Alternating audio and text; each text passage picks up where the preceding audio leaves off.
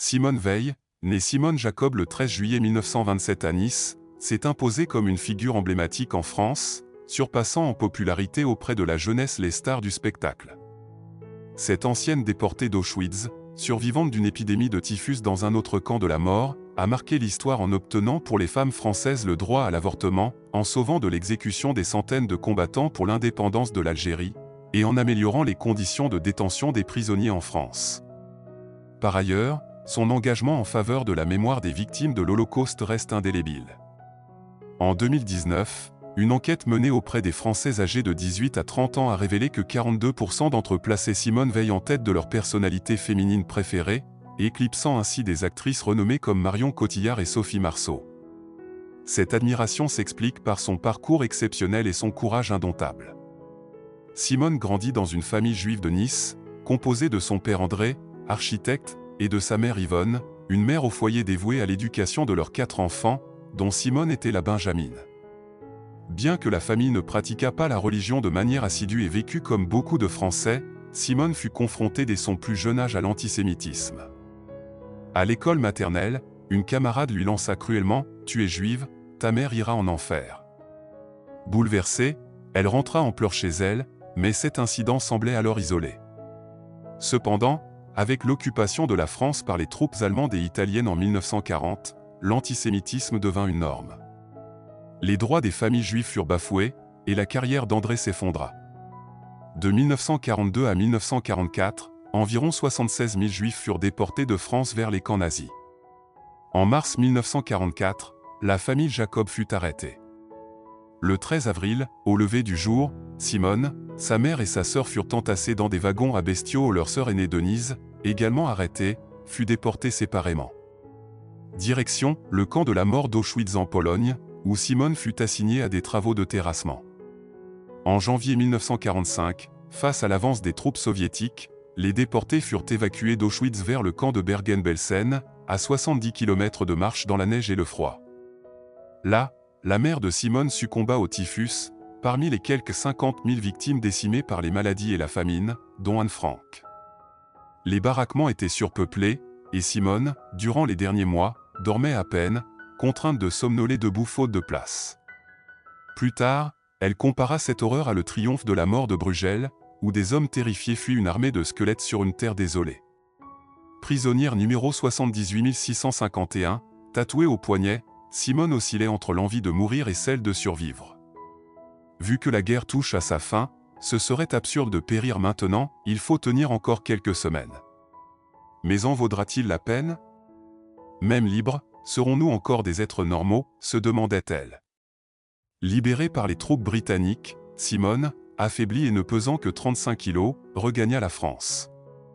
Un soldat anglais, la prenant pour une quadragénaire, lui demanda si elle était mariée. Elle s'étonna « Vous pensez que j'ai 40 ans ?»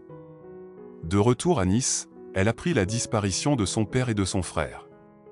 Sans foyer, elle s'installa avec ses sœurs chez une tante.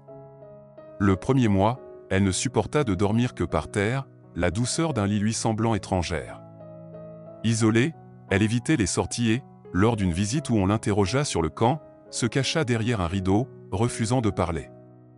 Les chiffres tatoués, vestiges de son passé, restèrent une plaie vive. Des décennies plus tard, un diplomate français plaisanta sur son « numéro de vestiaire », la faisant éclater en sanglots.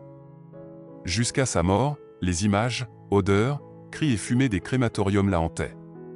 Pourtant, refusant que ce passé la définisse, elle s'inscrivit en droit, où elle rencontra son futur mari, Antoine Veil. Tombée amoureuse de sa famille, qui évoquait la sienne, elle l'épousa en octobre 1946 et prit son nom. Mère de 3 fils, elle sembla d'abord suivre le chemin de sa mère, s'occupant du foyer tandis qu'Antoine poursuivait sa carrière. Mais une fois ses enfants plus grands, elle insista pour travailler, malgré l'opposition ferme de son mari, et débuta en mai 1954 comme stagiaire au parquet de Paris. Sa carrière décolla rapidement. En 1956, elle devint magistrate et intégra la direction de l'administration pénitentiaire française. Sa première visite en 1957 dans une maison d'arrêt, où les détenus déféquaient au milieu des cellules sans sanitaire, lui rappela les humiliations des camps. Avec le ministre de la Justice Edmond Michelet, elle créa des centres médicaux, des bibliothèques et des écoles dans les prisons pour mineurs. Passionnée, elle imposa même une halte familiale lors d'un voyage pour inspecter une prison, aux grandes dames d'Antoine, exaspéré, « Tes prisons commencent à m'agacer. Je n'en veux plus entendre parler. » Ces réformes, qualifiées de « prison 3 étoiles » par certains détracteurs, furent critiquées, mais elle les défendit avec vigueur, estimant que seuls les esprits étroits pouvaient s'y opposer. En 1959, le ministère l'envoya en Algérie, où sévissait la guerre d'indépendance depuis 1954. Choquée par les 600 résistants algériens détenus dans des conditions inhumaines, souvent torturés ou disparus, elle obtint leur transfert en France avec l'appui du ministre. Grâce à elle, ces prisonniers reçurent soins, éducation et lecture. Les accords d'Évian de mars 1962 mirent fin au conflit, amnistiant les combattants algériens. Mohand Zegué, un ancien détenu sauvé par ses soins, déclara en 2017 que sa modestie l'empêchait de s'attribuer le mérite, voyant en elle l'honneur de la France et de la fraternité républicaine. En 1970, Simone fut la première femme nommée secrétaire générale du Conseil supérieur de la magistrature, chargée de nommer les juges.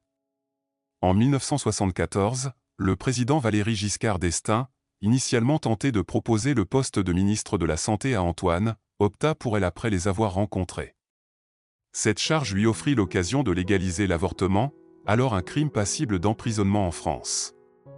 Le 26 novembre 1974, son discours à l'Assemblée nationale, défendant ce droit face à 300 000 avortements clandestins annuels, déclencha 25 heures de débat houleux. Ses adversaires la comparèrent aux nazis, qualifiant sa proposition de « monstrueuse erreur historique », plus meurtrière que la bombe d'Hiroshima. Blessée par cette hostilité, elle nota « Je ne soupçonnais pas pouvoir inspirer une telle haine dans une salle pleine d'hypocrites, dont beaucoup trouvaient des adresses pour des avortements illégaux pour leur maîtresse. » Malgré les pressions, elle persista, convaincue que l'avortement, bien que tragique, devait être une ultime ressource. Le 29 novembre 1974, la loi, baptisée « Loi Veil », fut adoptée, marquant un tournant historique. En 1979, après son mandat ministériel, Simone, âgée de 52 ans, fut élue députée, puis présidente du Parlement européen, une première pour une femme. Elle y vit une opportunité de promouvoir une Europe sans nationalisme ni suprématie, prônant la coopération franco-allemande pour éviter une troisième guerre mondiale, en tant que pacifiste convaincue. Après 14 ans, elle revint en France, occupant de 1993 à 1998 le poste de ministre de la Santé et des Affaires sociales, puis siégeant au Conseil constitutionnel. En 1998, elle fonda et présida la Fondation pour la mémoire de la Shoah. En 2008, élue à l'Académie française, elle fit graver sur son épée académique son numéro d'Auschwitz, la devise républicaine « Liberté, égalité, fraternité » et celle de l'Union européenne, unie dans la diversité. À la fin de sa vie, veuve, elle se retira, vivant, selon Le Monde, dans « un monde de souvenirs » lié à ses proches et aux victimes des camps. « Je sais que nous ne serons jamais quittes avec eux, formant une immense chaîne qui nous lie, survivant, à leur mémoire », écrivit-elle, hantée par l'Holocauste jusqu'à son dernier souffle. Le 30 juin 2017, Simone Veil s'éteignit à Paris, à 13 jours de ses 90 ans. Emmanuel Macron salua sur Twitter son exemple comme « une fierté pour la France ». Ses obsèques eurent lieu aux Invalides, auprès de Napoléon Bonaparte.